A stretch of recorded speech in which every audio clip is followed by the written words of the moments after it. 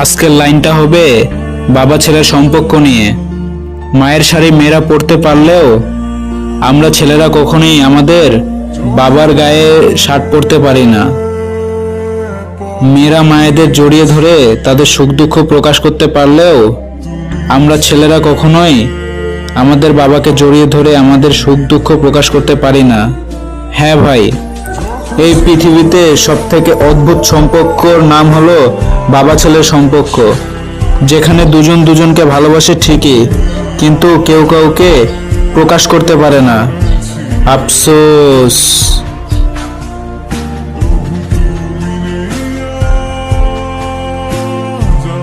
পাশে